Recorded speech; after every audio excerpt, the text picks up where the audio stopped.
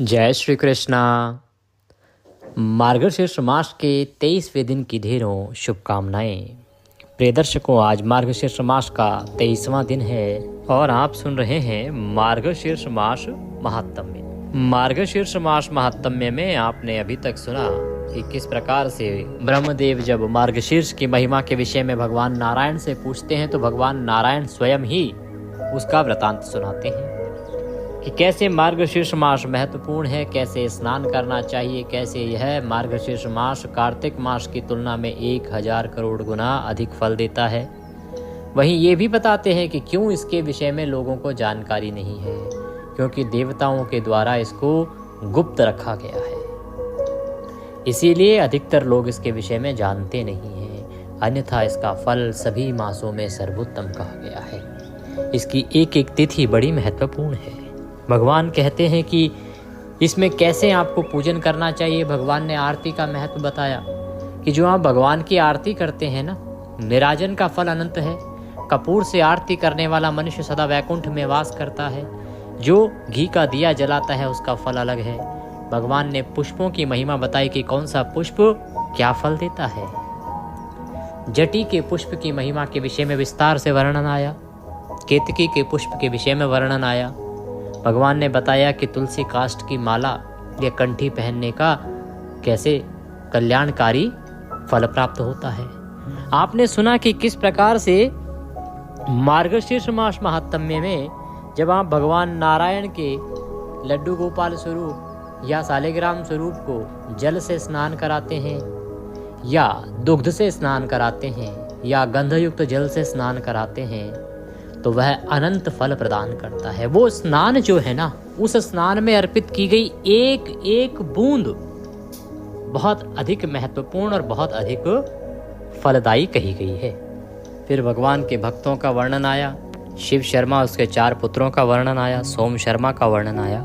और अभी देवी शुक्ला का वृतांत चल रहा है। पतिव्रता स्त्री शुक्ला का वृतांत चल रहा है। और ये जो सुन रहे हैं आप वृतांत, वो है पत्नी तीर्थ का वृतांत, जिसमें देवी शुक्ला और उसके प्रिय पति हैं जो उनसे बड़ा प्रेम करते हैं और वो बहुत बड़े प्रभु भक्त भी हैं, भगवान के भक्त भी हैं। उनको आभास होता है कि उन्हें तीर्थ यात्रा के लिए जाना चाहिए। वो तीर्थ यात्रा जाना चाहते हैं। देवी शुक्ला कहती हैं मैं भी चलूंगी। वो अपनी पत्नी से बड़ा प्रेम करते हैं। उन्हें लगता है कि ये कहाँ चलेगी पैदल, इसके पैरों में कांटे लग जाएंगे, कंकड़ पत्थर चुभ जाएंगे, न खाने का कुछ मिलेगा, तो इसीलिए इसको क्यों परेशान करना, इसको नहीं ले जाना चाहिए। यही विचार करके वो सुबह सुबह निकल जाते हैं जब उसकी पत्नी सो रही होती है। जब वह बेचारी जागती है, देखती है पतिदेव नहीं है, बड़ा विलाप करती है, परेशान होती है, उनके मित्रों से पूछती है तो पता चलता है कि वो तो तीर्थ यात्रा पर चले गए। सब समझाते हैं कि कोई बात नहीं, आ जाएंगे, तीर्थ यात्रा पर ही तो गए हैं, आ जाएंगे। परंतु वह नियम धारण कर लेती है और प्रण करती है कि जब तक मेरे पति नहीं आएंगे मैं पृथ्वी पर शयन करूंगी। चटाई बिछा के शयन करना शुरू करती है। एक वक्त का भोजन करूंगी, अन्यथा व्रत करूंगी। किसी प्रकार के नए वस्त्र नहीं पहनूंगी, आभूषण नहीं पहनूंगी, मलिन रहूंगी। इस प्रकार से वह सदा अपने पति की याद में रोती रहती है। अब उसकी हालत खराब हो गई है, शरीर जर्जर होने लगा है। उसकी सखियां समझाती हैं, अरे तू क्यों ये सब कर रही है? अरे तेरे पति तो आ ही जाएंगे ना, बोल के तो गए हैं आ जाएंगे, फिर क्यों अपने शरीर को खराब कर रही है? तब वह 2 वृतांत सुनाती हैं, जिसमें सूकर और शोकरी का वृतांत आया कि कैसे पति के चले जाने के बाद जब स्त्री अगर सभी सुखों को भोग करती है, सभी चीज़ों का आनंद लेती है, तो कैसे उसका पातिव्रत्य धर्म नष्ट होता है और उसका कितना दुष्परिणाम उसे भुगतना पड़ता है। कंस का वृतांत भी आया कि केवल इसी गलती के कारण महाराज उग्रसेन की पत्नी को एक राक्षस के द्वारा छला गया और उनका जो संतान उनकी पैदा हुई वो कंस के रूप में पैदा हुई, जो उस राक्षस की देन थी। उससे भूल केवल इतनी हुई कि जब वो अपने पति से दूर अपने मायके गई तो वहाँ की सभी सुख सुविधाओं में खो गई, सभी चीज़ों का आनंद लेने लगी और बिना पति के ही जब वह आनंदित जीवन जीने लगी तो वहाँ उसका सतीत्व नष्ट हुआ। तो वह कहती है कि इसीलिए, क्योंकि मैंने शास्त्र पढ़े हैं, पुराण पढ़े हैं, मैं अपने नियम की पक्की हूँ। तब इंद्रदेव अब शुक्ला की परीक्षा लेने के लिए आए हैं। कामदेव का सहारा लिया है, पहली बार में तो असफल हो गए। दोबारा फिर उन्होंने प्रयास किया है देवी शुक्ला के सतीत्व को भंग करने का। तो अब इंद्रदेव और कामदेव दोनों आए हैं। इंद्र के शरीर में कामदेव ने प्रवेश किया है और वो अवसर की तलाश कर रहे हैं जिससे कि वो पांचों बाणों को चलाएं। और उनकी जो क्रीड़ा नामक सहायिका है कामदेव की, वो किसी भी प्रकार से शुक्ला को बहला फुसलाकर वन में ले आई है। उससे आगे का वृत्तांत अब हम आज श्रवण करेंगे कि कैसे जब वो वन में आ गई है शुक्ला, तो उसके साथ क्या छल होता है, क्या इंद्र और कामदेव सफल होते हैं या देवी शुक्ला का सतीत्व बचा रहता है, और आगे का वृत्तांत किस तरफ चलता है। कथा को आगे बढ़ाएं उससे पहले आपसे निवेदन है कि यह पवित्र श्री मार्गशीर्ष मास महात्म्य का वीडियो है, तो कृपया वीडियो को एक बार लाइक अवश्य कर दीजिएगा। परम पिता परमेश्वर की कृपा प्राप्त करने के लिए कमेंट बॉक्स में अवश्य लिखिएगा जय श्री हरि या ओम नमो भगवते वासुदेवाय। आप देख रहे हैं देवभूमि ज्योतिष संस्थान का प्रतिष्ठित यूट्यूब चैनल देवभूमि धार्मिक। हम यहाँ पर सभी व्रत और त्योहारों की सही शास्त्रीय जानकारी प्रदान करते हैं। ज्योतिष शास्त्र और पंचांग के आधार पर बताते हैं कौन सी तिथि कब है, व्रत आदि कब करना है, क्या विधि है, क्या नियम है और क्या गलती नहीं करनी है। यदि आप सभी व्रत और त्योहारों की सही शास्त्रीय जानकारी पाते रहना चाहते हैं तो कृपया चैनल को सब्सक्राइब कीजिए और बेल आइकन को प्रेस कीजिए। आइए प्रिय दर्शकों, परम पूज्य गुरुदेव के चरणों की वंदना करते हुए आज का अध्याय आरंभ करते हैं। और जिन भी किन्हीं हमारे दर्शकों ने ब्राह्मण कन्या के विवाह के निमित्त सहयोग राशि भेजी है, कन्यादान की राशि भेजी है, वह लिस्ट हमारे पास बन रही है। अगर और भी कोई भेजना चाहें तो अभी 27 तक भेज सकते हैं और 28 तक भी भेज सकते हैं, क्योंकि 29 का विवाह है।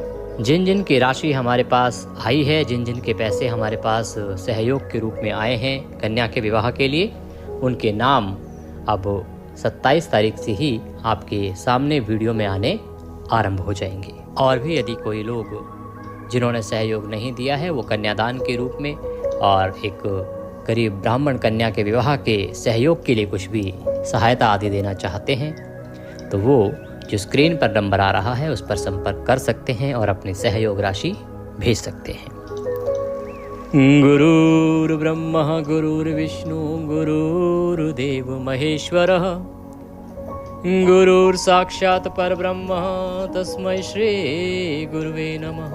बोले गुरुदेव महाराज की जय। या देवी सर्वभूतेषु मां सरस्वती रूपेण संस्थिता नमस्तस्यै नमस्तस्यै नमस्तस्यै नमो नमः। बोलिए सरस्वती महारानी की जय। बोलिए प्रथम पूज्य गणेश जी महाराज की जय। बोलिए विष्णु भगवान की जय। बोलिए मार्गशीर्ष महात्म्य की जय। आप सभी दर्शकों को, आप सभी श्रोतागण को मेरा नमस्कार। आइए वृतांत आरंभ करते हैं। तो जब कामदेव इंद्रदेव के शरीर में प्रवेश कर गए, क्योंकि उनका अपना कोई शरीर है नहीं, और इंद्र के शरीर में प्रवेश करके बाण लेके हाथों में और उत्कंठा पूर्वक शुभ अवसर की प्रतीक्षा करने लगी। वह उस देवी के नेत्रों को ही लक्ष्य बनाए बैठा था। कामदेव जब इंद्र के शरीर में प्रवेश कर गए, अपने बाण को लिया हाथों में और देवी शुक्ला के नेत्रों को उसने निशाना बनाया। भगवान विष्णु कहते हैं कि राजन, क्रीड़ा की प्रेरणा से उस सुंदर वन में गई हुई वैश्य पत्नी शुक्ला ने पूछा, सखी यह मनोरम दिव्य वन किसका है? तो क्रीड़ा नामक जो भेजी हुई सहायिका थी कामदेव की, जो रूप बदल के गई थी दुखियारी बन के कि मेरे भी पति चले गए हैं इसलिए मैं भी परेशान हूँ, चलो उस वन में घूम के आते हैं, भगवान का भजन करेंगे। तो वो ले गई थी शुक्ला को बहला फुसला के। शुक्ला उस वन में पहुंची तो कहने लगी कि ये इतना सुंदर वन है किसका? तब वह क्रीड़ा बोली, यह स्वभाव सिद्ध दिव्य गुणों से युक्त सारा वन कामदेव का है। तुम भली भांति इसका निरीक्षण करो। दुरात्मा काम की यह चेष्टा देखकर सुंदरी शुक्ला ने वायु के द्वारा लाई हुई वहां के फूलों की सुगंध को ग्रहण नहीं किया। जैसे ही उसने कहा कि ये कामदेव का वन है, परम साध्वी परम विद्वान थी शुक्ला, इसीलिए देवी शुक्ला समझ गई और उस पवन के झोंकों के साथ जो वहां के पुष्पों की सुगंध भी यदि आ रही थी, उस सुगंध को भी उसने अपनी नासिका से ग्रहण नहीं किया, अपने भीतर नहीं जाने दिया। उस सती ने वहां के रसों का भी आस्वादन नहीं किया, जो वहां पर रस थे, फल थे, चखा नहीं किसी को, किसी सुगंध को भीतर नहीं जाने दिया। यह देखकर कामदेव का मित्र वसंत बहुत लज्जित हुआ, क्योंकि उसका जो ये प्रयास था वह सफल नहीं हुआ। उसका प्रयास तो यही था कि वो अपनी मधुर सुगंध से पुष्प के द्वारा उसके मन को मोहित करेगा, परंतु ऐसा हुआ नहीं। सती शुक्ला उस सब को दरकिनार करती चली गई। यह देख कामदेव के मित्र को बड़ी लज्जा आई। तत्पश्चात कामदेव की पत्नी रति प्रीति को साथ लेकर आई और शुक्ला से हंसकर बोली। जब एक साथी असफल हो गया तो कामदेव की जो पत्नी है रति, वो प्रीति को साथ लेके और शुक्ला के सामने आके हंस के कहने लगी, भद्रे तुम्हारा कल्याण हो, मैं तुम्हारा स्वागत करती हूँ, तुम रति और प्रीति के साथ यहाँ रमण करो। शुक्ला ने कहा, जहां मेरे स्वामी हैं वहीं मैं भी हूं। मैं सदा पति के साथ रहती हूं। मेरा पति, मेरी प्रीति सब वही हैं। यह शरीर तो निराश्रय है, छाया मात्र है। यह सुनकर रति और प्रीति दोनों को बड़ा लज्जित होना पड़ा तथा महाबली काम के पास जाकर बोली। जब कामदेव की पत्नी आई और बहलाने फुसलाने के लिए कहने लगी कि हम आपका स्वागत करते हैं, आओ और यहाँ रमण करो, तो देवी शुक्ला ने बड़ा अच्छा उत्तर उन्हें दिया कि भाई मैं तो वहीं रहती हूँ जहाँ मेरे पति रहते हैं। मेरा दिल दिमाग सदा उन्हीं के साथ है। यहाँ ये जो मेरा शरीर है ये तो केवल एक छाया है।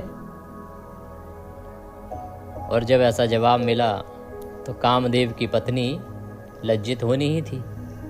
किसी को करारा जवाब मिल जाए, वो भी जिससे उम्मीद ना हो, वही हुआ। तो ये सुनकर जो रति और प्रीति हैं दोनों चली गई कामदेव के पास और जाके बोली कि महाप्राज्ञ, अब आप अपना पुरुषार्थ छोड़ दीजिए। इस नारी को जीतना कठिन है। यह महाभागा पतिव्रता सदैव अपने पति की ही कामना रखती है। तो रति ने भी हाथ खड़े कर दिए, बोली कामदेव छोड़ दीजिए हठ को, इससे ना जीत पाएंगे। ये सच्ची पतिव्रता है और इसका तो दिल दिमाग सब पति में ही डूबा रहता है। कामदेव ने कहा, देवी अब यह इंद्र के रूप को देखेगी, उस समय मैं अवश्य इसे घायल करूंगा। तदंतर देवराज इंद्र परम सुंदर दिव्य वेश धारण किए रति के पीछे पीछे चले। उनकी गति में अत्यंत ललित विलास दृष्टिगोचर होता था। सब प्रकार के आभूषण उनकी शोभा बढ़ा रहे थे। दिव्य माला, दिव्य वस्त्र और दिव्य गंध से सुसज्जित हो वे पतिव्रता शुक्ला के पास आए और इस प्रकार बोले, भद्रे मैंने पहले तुम्हारे सामने दूती भेजी थी, फिर प्रीति को रवाना किया। मेरी प्रार्थना क्यों नहीं मानती? मैं स्वयं तुम्हारे पास आ गया, मुझे स्वीकार करो। तो इस प्रकार से अब इंद्रदेव जो हैं स्वयं पहुंच गए हैं देवी शुक्ला के सामने और अपनी बात रखती है। तो जब शुक्ला को इंद्रदेव ने इस प्रकार से आके कहा तो शुक्ला बोली, मेरे स्वामी के महात्मा पुत्र सत्य धर्म आदि मेरी रक्षा कर रहे हैं, मुझे किसी का भय नहीं है। अनेक शूरवीर पुरुष सर्वत्र मेरी रक्षा के लिए उद्यत रहते हैं। जब तक मेरे नेत्र खुले रहते हैं तब तक मैं निरंतर पति के ही कार्य में लगी रहती हूँ। आप कौन हैं जो मृत्यु का भी भय छोड़कर मेरे पास आ गए हैं? यह सुनकर इंद्र ने कहा, तुमने अपने स्वामी के जिन शूरवीर पुत्रों की चर्चा की है उन्हें मेरे सामने प्रकट करो जरा। अरे मैं कैसे उन्हें देख सकूंगा? शुक्ला बोली, इंद्रिय संयम के विभिन्न गुणों द्वारा उत्तम धर्म सदा मेरी रक्षा करता है। वह देखो, शांति और क्षमा के साथ सत्य मेरे सामने उपस्थित है। महाबली सत्य बड़ा यशस्वी है, यह कभी मेरा त्याग नहीं करता। इस प्रकार धर्म आदि रक्षक सदा मेरी देखभाल किया करते हैं। फिर क्यों आप बलपूर्वक मुझे प्राप्त करना चाहते हैं? आप कौन हैं जो निडर होकर दूती के साथ यहाँ आए हैं? सत्य, धर्म, पुण्य और ज्ञान आदि बलवान पुत्र मेरे तथा मेरे स्वामी के सहायक हैं।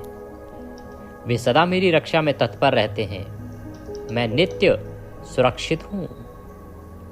इंद्रिय संयम और मनोनिग्रह में तत्पर रहती हूँ। साक्षात सचिपति इंद्र भी मुझे जीतने की शक्ति नहीं रखते। यदि महापराक्रमी कामदेव भी आ जाएं तो मुझे कोई परवाह नहीं है, क्योंकि मैं अनायास ही सतित्व रूपी कवच से सदा सुरक्षित हूँ। मुझ पर कामदेव के बाण व्यर्थ हो जाएंगे, इसमें तनिक भी संदेह नहीं है। उल्टे महाबली धर्म आदि तुम ही को मार डालेंगे। दूर हटो और भाग जाओ, मेरे सामने ना खड़ा हो। यदि मना करने पर भी खड़े रहोगे तो जलकर खाक हो जाओगे।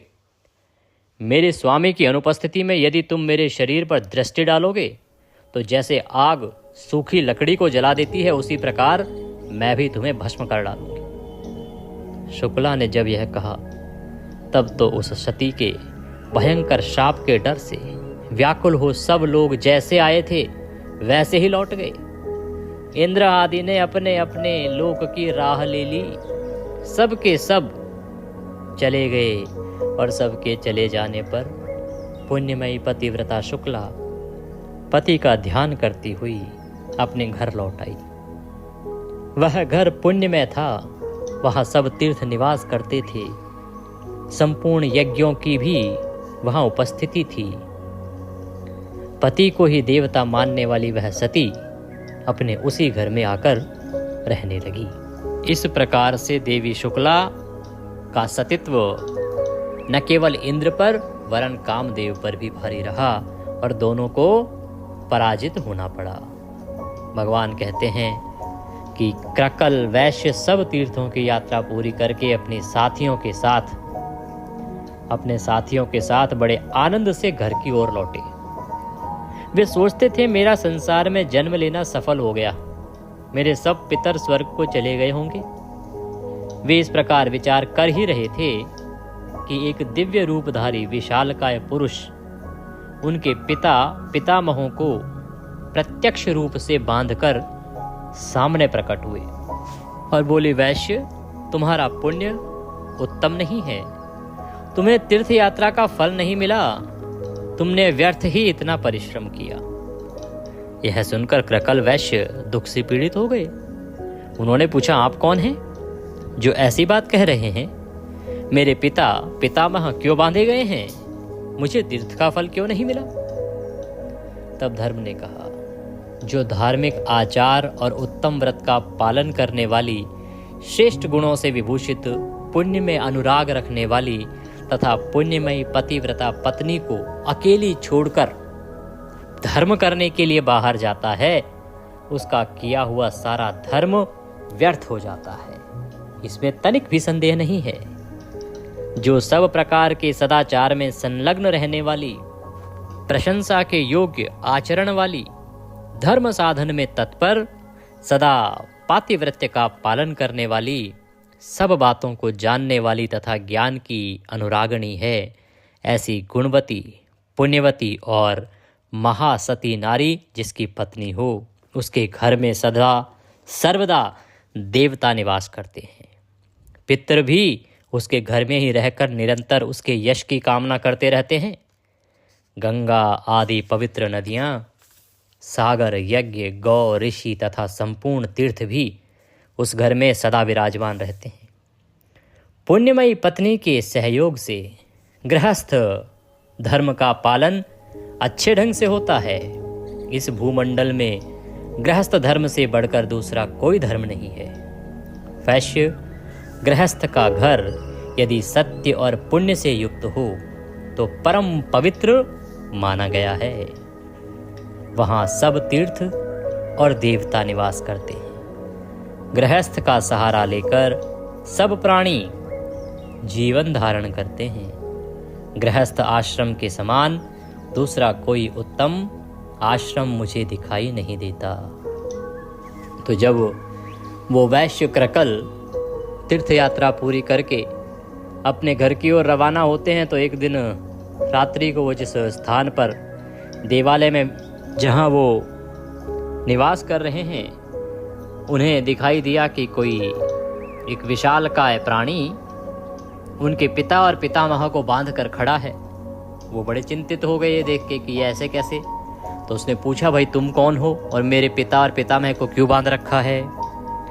तब उसने कहा कि भाई तुम जो अभी तीर्थ यात्रा पर गए थे वो सब पुण्य धर्म तुम्हारा जीरो है, तुम्हें कोई पुण्य नहीं मिला। बड़ा आश्चर्य हुआ क्रकल को कि इतनी मेहनत करके तो गया मैं। उसने कहा ऐसा क्यों?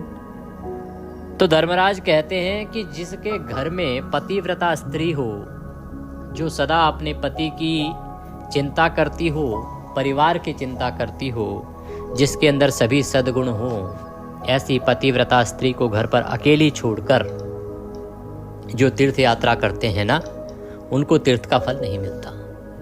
तो प्रिय दर्शकों, सदा जो भी आचरणशील महिला आपके घर में अगर है तो उसे साथ ही लेके जाएं। क्यों? देखो, एक तो होती हैं स्त्रियां जो कहती हैं अरे क्या तुम तीर्थ यात्रा करते रहते हो, जो रोक टोक करती हैं, तो बात समझ आती है अकेला जाना। लेकिन यदि आपके घर में कंधे से कंधा मिलाकर और धर्म में लगी रहने वाली, आपके सभी सद्कर्मों में आपका सहयोग करने वाली, उत्तम गुणों से संपन्न स्त्री आपके घर में है तो आपको अवश्य ही उसे अपने साथ लेके जाना चाहिए। अगर लेके नहीं जाएंगे तो आपकी तीर्थ यात्रा व्यर्थ है। आगे भगवान कहते हैं कि जिस घर में इस प्रकार की सुलक्षणा नारी रहती है वहाँ देवता स्वयं विराजमान रहते हैं, सभी पितृ भी वहाँ प्रसन्न रहते हैं और सब आशीर्वाद देते रहते हैं, और जितने भी शुभ लक्षण हैं वो सभी वहाँ विराजमान हुए रहते हैं। और जो गृहस्थ धर्म है ना, गृहस्थ धर्म से बढ़ के कोई दूसरा धर्म नहीं है। वैश्य गृहस्थ का घर यदि सत्य और पुण्य से युक्त हो तो परम पवित्र माना गया है। वहाँ पर सभी तीर्थ और देवता निवास करते हैं, और गृहस्थ का सहारा लेकर ही तो बाकी सब प्राणी जो हैं वो अपना जीवन धारण करते हैं। गृहस्थ आश्रम के समान दूसरा कोई उत्तम आश्रम है ही नहीं। जिसके घर में साध्वी स्त्री होती है उसके यहाँ मंत्र, अग्निहोत्र, संपूर्ण देवता, सनातन धर्म तथा दान एवं आचार सब मौजूद रहते हैं। इसी प्रकार जो पत्नी से रहित है उसका घर जंगल के समान है। वहाँ किए हुए यज्ञ तथा भांति भांति के दान सिद्धिदायक नहीं होते। साध्वी पत्नी के समान कोई तीर्थ नहीं है, पत्नी के समान कोई सुख नहीं है, तथा संसार से तारने के लिए, कल्याण साधन के लिए पत्नी के समान कोई पुण्य नहीं है। जो अपनी धर्मपरायणा सती नारी को छोड़कर चला जाता है वह मनुष्यों में अधम है। गृह धर्म का परित्याग करके तुम्हें धर्म का फल कहाँ मिलेगा? अपनी पत्नी को साथ लिए बिना जो तुमने तीर्थ में श्राद्ध और दान किया है उसी दोष से तुम्हारे पूर्वज बंधे हुए हैं। कहते हैं कि भाई तुम अभी तीर्थ में तो गए थे, वहां तुमने बिना पत्नी के ही, क्योंकि गृह धर्म का तो तुमने त्याग कर दिया, पत्नी को साथ लेके गए नहीं, तो बिना पत्नी के ही तुमने श्राद्ध भी किया और दान भी किया। वो दोष लगा आपको। जब आप शादीशुदा हैं, आपकी पत्नी आपके साथ जाने योग्य है, तो आपको साथ ले जाना चाहिए। उसके साथ मिलके ही आपको श्राद्ध तर्पण और पूजा पाठ दान आदि करना चाहिए। कहते हैं तुम चोर हो और तुम्हारे ये पितर भी चोर हैं, क्योंकि इन्होंने लोलुपतावश तुम्हारा दिया हुआ श्राद्ध अन्न खाया है। अब क्योंकि तुमने दिया और इन्होंने खा लिया, इसीलिए इनको मैंने बांध दिया। तुमने श्राद्ध करते समय अपनी पत्नी को साथ नहीं रखा था। जो सुयोग्य पुत्र श्रद्धा से युक्त हो अपनी पत्नी के दिए हुए पिंड से श्राद्ध करता है, उससे पितरों को वैसी ही तृप्ति होती है जैसी अमृत पीने से। इसमें तनिक भी संदेह नहीं है। फिर से बताऊं आपको कि एक स्त्री अपने पति के साथ मिलकर जब अपने ससुर के लिए पिंडदान करती है, उससे जो पितरों को तृप्ति होती है वो अमृत के समान होती है, ऐसा भगवान स्वयं कह रहे हैं। आमतौर में लोगों के बीच में क्या है, अरे नहीं ससुर का श्राद्ध है, बहुओं का क्या काम है जी, बहुओं को बिठा दो, बेटा करेगा ना अकेला, बस बेटा अकेला बैठा है यही करेगा, पिंडदान वगैरह सब कार्य यही करेगा। अरे पत्नी का हाथ लगवाओ भाई। पत्नी के बिना एक शादीशुदा पुरुष का पूजा पाठ कैसे पूरा हो जाएगा। मैं सदा यही कहता हूँ और इन्हीं नियमों का पालन भी करवाता हूँ। कहते हैं कि पत्नी ही गृहस्थ धर्म की स्वामिनी है, उसके बिना ही जो तुमने शुभ कर्मों का अनुष्ठान किया है यह स्पष्ट ही तुम्हारी चोरी है। जब पत्नी अपने हाथ से अन्न तैयार करके देती है तो वह अमृत के समान मधुर होता है। उसी अन्न को पितर प्रसन्न होकर भोजन करते हैं तथा उसी से उन्हें विशेष संतोष और तृप्ति प्राप्त होती है। अतः पत्नी के बिना जो धर्म किया जाता है वह निष्फल हो जाता है। यह सुन के क्रकल ने पूछा, धर्म, अब कैसे मुझे सिद्धि प्राप्त होगी और किस प्रकार मेरे पितरों को बंधन से छुटकारा मिलेगा। तब धर्म ने कहा, महाभाग, अपने घर जाओ। तुम्हारी धर्मपरायणा पुण्यवती पत्नी शुक्ला तुम्हारे बिना बहुत दुखी हो गई थी। उसे सांत्वना दो और उसी के हाथ से श्राद्ध करो। अपने घर पर ही पुण्य तीर्थों का स्मरण करके तुम श्रेष्ठ देवताओं का पूजन करो। इससे तुम्हारी की हुई तीर्थ यात्रा सफल हो जाएगी। भगवान विष्णु कहते हैं कि यों कहकर धर्म जैसे आए थे वैसे ही चले गए। परम बुद्धिमान क्रकल भी अपने घर गए और पतिव्रता पत्नी को देखकर मन ही मन बहुत प्रसन्न हुए। शुक्ला ने स्वामी को आया देख उनके शुभ आगमन के उपलक्ष्य में मांगलिक कार्य किया। तत्पश्चात धर्मात्मा वैश्य ने धर्म की सारी चेष्टा बतलाई। स्वामी के आनंददायक वचन सुनकर महाभागा शुक्ला को बड़ा हर्ष हुआ। उसके बाद क्रकल ने घर पर ही रहकर पत्नी के साथ श्रद्धापूर्वक श्राद्ध और देव पूजन आदि पुण्य कर्मों का अनुष्ठान किया। इससे प्रसन्न होकर देवता, पितर और मुनिगण विमानों के द्वारा वहां आए और महात्मा क्रकल और उसकी महानुभावा पत्नी दोनों की सराहना करने लगी। मैं ब्रह्मा तथा महादेव जी भी अपनी देवी के साथ वहां गए थे। मैं यहाँ पर, क्योंकि ये वृतांत भगवान विष्णु सुना रहे हैं, तो वो कहते हैं कि मैं, ब्रह्मा तथा महादेव जी भी अपनी पत्नी के साथ वहां गए थे। संपूर्ण देवता उस सती के सत्य से संतुष्ट थे। सब ने उन दोनों पति पत्नी से कहा, सुव्रत, तुम्हारा कल्याण हो, तुम अपनी पत्नी के साथ वर मांगो। तब क्रकल ने पूछा, देववरों, मेरे किस पुण्य और तप के प्रसंग से पत्नी सहित मुझे वर देने को आप लोग पधारे हैं कि भाई मैंने ऐसा कौन सा पुण्य किया है। तब इंद्र ने कहा, यह महाभागा शुक्ला सती है, इसके सत्य से संतुष्ट होकर हम लोग तुम्हें वर देना चाहते हैं। यह कहकर इंद्र ने उसके सतीत्व की परीक्षा का सारा वृतांत बहुत थोड़े में ही कह सुनाया। उसके सदाचार का महात्म्य सुनकर उसके स्वामी को बड़ी प्रसन्नता हुई। हर्षोल्लास से क्रकल के नेत्र डबडबाए। धर्मात्मा वैश्य ने पत्नी के साथ समस्त देवताओं को बारंबार साष्टांग प्रणाम किया और कहा, महाभाग, देवगण, आप सब लोग प्रसन्न हो। तीनों सनातन देवता ब्रह्मा, विष्णु तथा शिव हम पर संतुष्ट हों तथा अन्य जो पुण्यात्मा ऋषि मुझ पर कृपा करते हैं और कृपा करके यहाँ पधारे हैं वे भी प्रसन्नता प्राप्त करें। मैं सदा भगवान की भक्ति करता हूँ। आप लोगों की कृपा से धर्म तथा सत्य में मेरा निरंतर अनुराग बना रहता है, तो मैं यही चाहता हूँ कि मेरा सदा उसमें अनुराग बना रहे। तत्पश्चात अंत में पत्नी और पितृ के साथ मैं भगवान विष्णु के धाम को जाना चाहता हूँ। यह सुन के देवता बोले, महाभाग एवं अस्तु, यह सब कुछ तुम्हें प्राप्त होगा।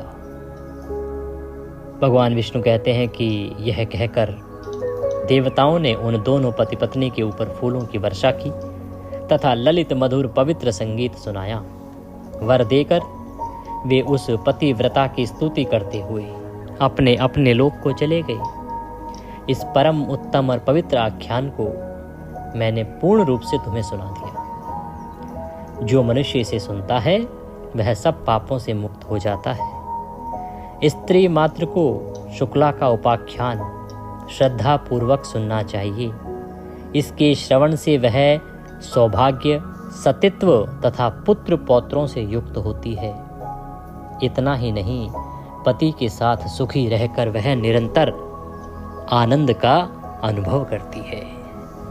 भगवान कहते हैं कि ये जो वृतांत आपने सुना, सती शुक्ला का ये जो महात्म्य आपने सुना, जो कथा आपने सुनी, ये सभी स्त्रियों का कल्याण करने वाली है। जो स्त्रियां इसका श्रवण करती हैं उनके पुण्यों में बढ़ोतरी होती है, उनका सुहाग बढ़ता है, उनका दाम्पत्य जीवन उत्तम होता है। भगवान कहते हैं कि ये पत्नी तीर्थ है। पत्नी तीर्थ वही जहाँ सदलक्षणा सुलक्षणा सद्गुणों वाली पत्नी निवास करती है, वही तीर्थ है। जहाँ सुलक्षणा स्त्री का, जहाँ सुलक्षणा पत्नी का, जहाँ पतिव्रता पत्नी का, जहाँ सती पत्नी का निवास स्थान है, वही पत्नी तीर्थ है और इससे बढ़ के कोई और तीर्थ है नहीं। इसीलिए इस महात्म्य का नाम, इस वृतांत का नाम भगवान ने पत्नी तीर्थ रखा। तो हमारे जितने भी भाई बंधु पुरुषगण हमें सुन रहे हैं वो इन बातों का ध्यान दें कि ये नारायण के द्वारा कही गई बातें हैं, भगवान विष्णु के द्वारा कही गई बातें हैं। कभी भी अपनी प्रिय पत्नी को इस प्रकार छोड़ के अकेले ना जाएं। किसी भी सदकर्म के लिए अकेले प्रस्थान ना करें, पत्नी को साथ लेके जाएं। जब तक कोई मजबूरी ना हो, अगर वो जाने में सक्षम है तो आपको लेके जाना चाहिए, क्योंकि उसके बिना जो भी आप पुण्य कर्म करते हैं उसका फल प्राप्त नहीं होता है। इसी के साथ आज का यह अध्याय यहाँ पूर्ण होता है। साथ ही यह पत्नी तीर्थ नामक जो वृतांत चल रहा था वह भी यहाँ पर पूर्ण होता है। कल से कुछ और महत्वपूर्ण प्रसंग आएंगे कि मार्गशीर्ष मास की जो पूजा है उसमें किस किस वस्तु का क्या महत्व है, ये कल के अध्याय में वर्णन आएगा। इसको हम कल श्रवण करेंगे। आप पाठ की दक्षिणा के निमित्त यदि कुछ भी भेजना चाहते हैं तो स्क्रीन पर नंबर आ रहा है, उस पर भेज सकते हैं, या जो QR कोड आ रहा है उसको स्कैन करके भी भेज सकते हैं। और ब्राह्मण कन्या के विवाह के लिए भी यदि कुछ भेजना चाहते हैं तो भेज सकते हैं। बस उसके साथ में मैसेज में लिख दीजिएगा कि ये ब्राह्मण कन्या के लिए या ब्राह्मण कन्या विवाह सहयोग के लिए है, उससे वह उसी प्रकार से वहाँ पर पहुँचा दिया जाएगा। कुछ और पूछना चाहें, कहना चाहें, कमेंट बॉक्स में लिख के पूछ सकते हैं। व्हाट्सएप के माध्यम से भी जुड़ सकते हैं। आज अवश्य सुनिएगा श्री विष्णु पुराण और साथ ही सुनना ना भूलिए श्रीमद् भागवत गीता का तीसरा अध्याय। तीसरे अध्याय का महात्म्य आज हम सुनाएंगे। कारण यह है कि महात्म्य के साथ अगर हम अध्याय भी आपको पूरा सुनाते हैं, जो उपदेशात्मक अध्याय है भगवान कृष्ण के द्वारा कहा गया है, तो वह वीडियो 1.5 घंटे का हो जाता है। उसमें आपके लिए भी बड़ी परेशानी होती है। इसीलिए अब हमने निर्णय किया कि एक दिन हम उस अध्याय का महात्म्य सुनाएंगे और एक दिन वह अध्याय सुनाएंगे जो भगवान श्री कृष्ण के द्वारा उपदेश रूप में कहा गया है। भगवान सब पर कृपा करें। हरे कृष्ण।